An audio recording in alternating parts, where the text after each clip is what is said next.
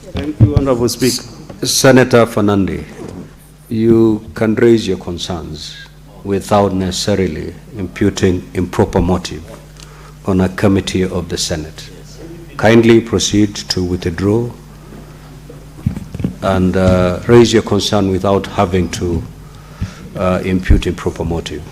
Thank you, Mr. Speaker, sir, for guidance, but I thought it was a fair comment. No, it's not. That's why I've ruled the way I've ruled. Okay. I withdraw and apologize, but my point has been made. Mr. Speaker, and I want to thank you, Mr. Speaker. Yesterday you were in Uganda, and thank you for representing the Parliament of Kenya in congratulating His Excellency Yoweri Kaguta Museveni. He is now going for the 7th term, 40 years in power. Mr. Speaker, and we congratulate you for attending on behalf of all of us and on behalf of the President of the Republic of Kenya.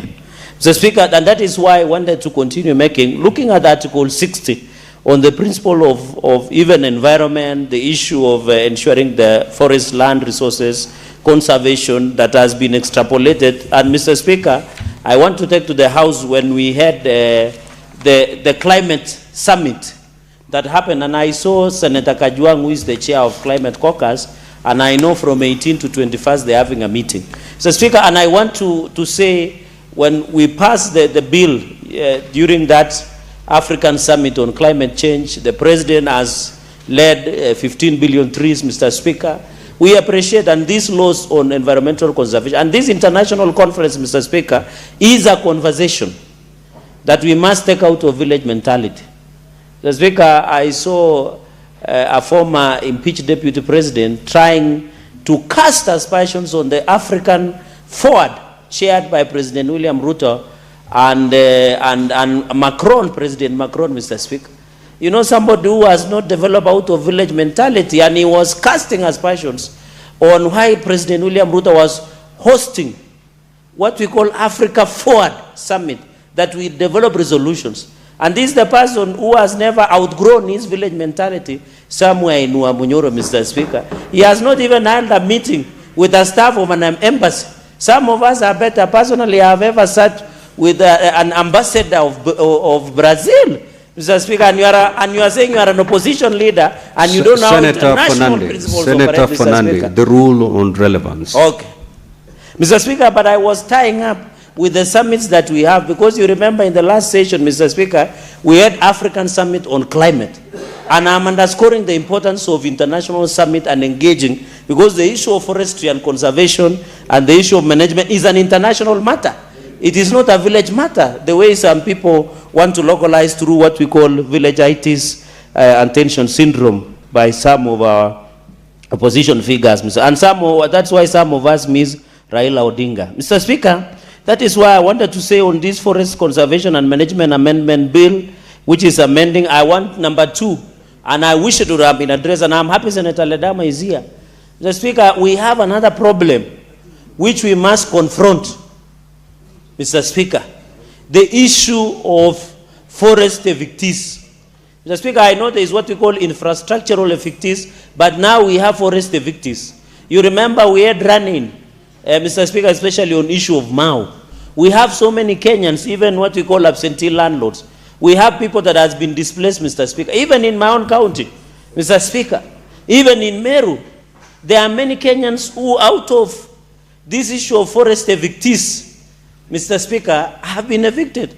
Like a place called Ngatip Kong. I was somewhere in a place called Taptengelei, Kwa Kinyanjui.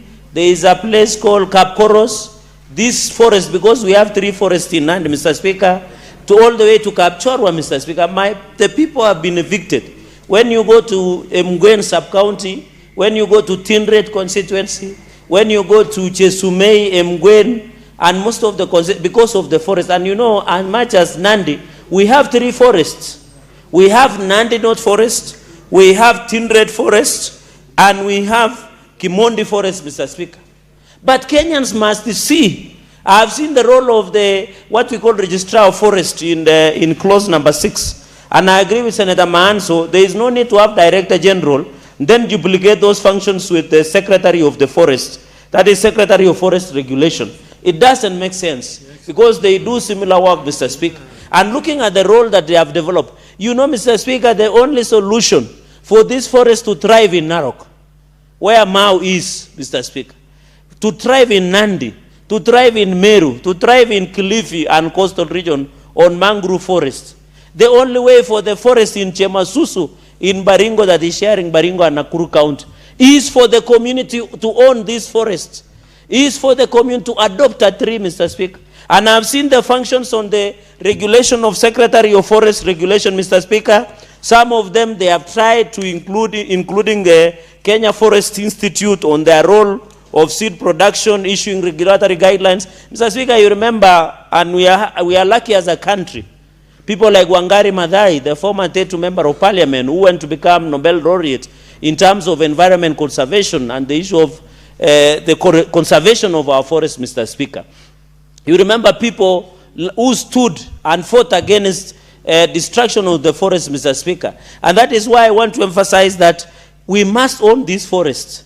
We must ensure that these forests, there is the issue of licensing, regulation, certification, there is the issue of compliance, regulatory. Mr. Speaker, and you remember during Kibaki era, there is what we call shamba system, where communities are allowed to farm as they protect the tree. It is similar saying adopt a tree, Mr. Speaker.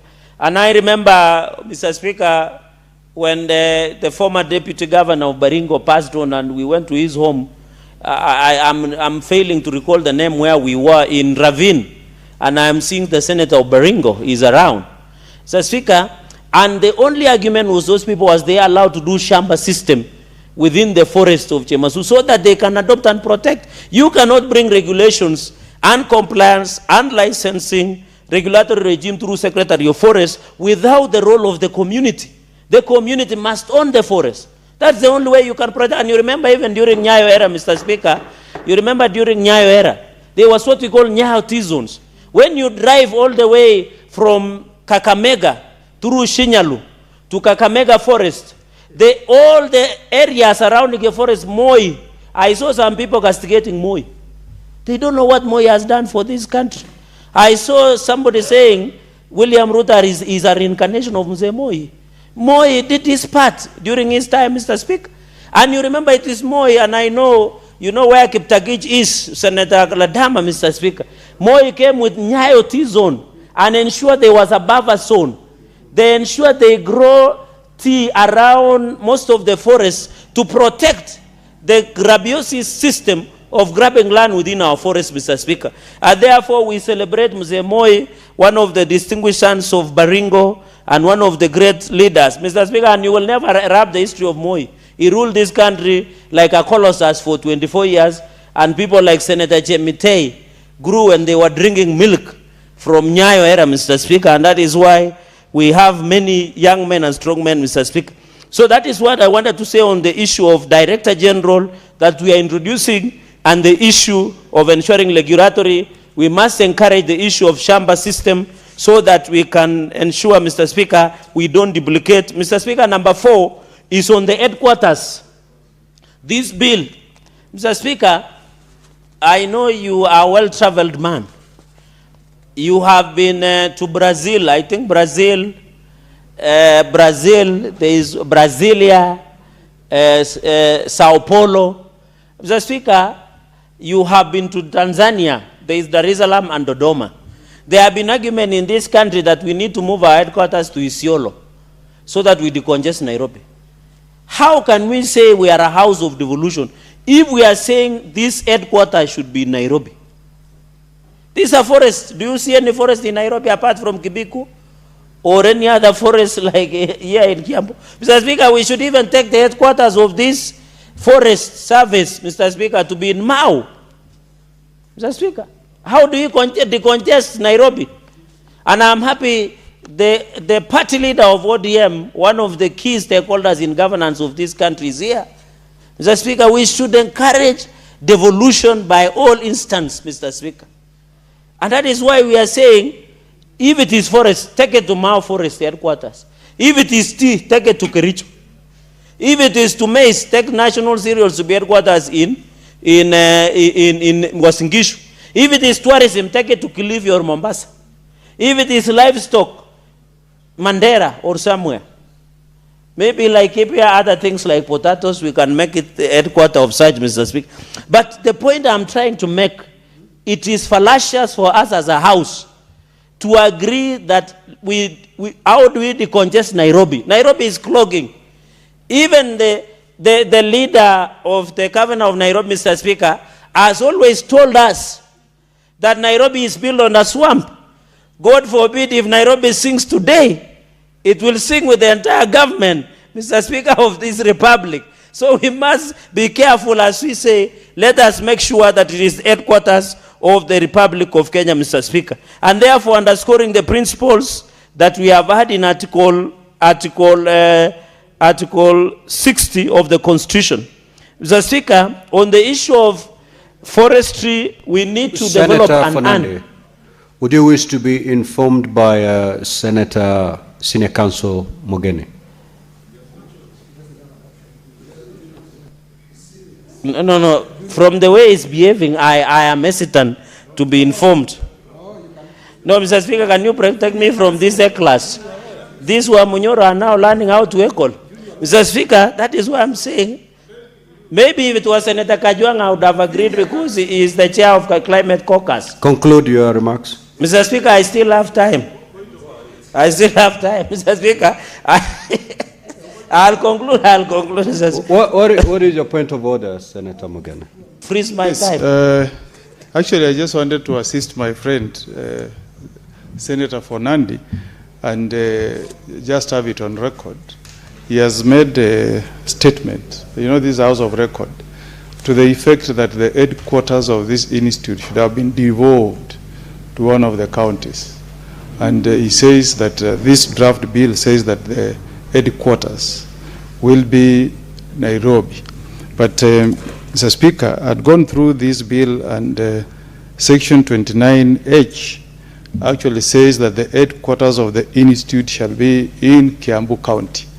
And as defenders of devolution, we know that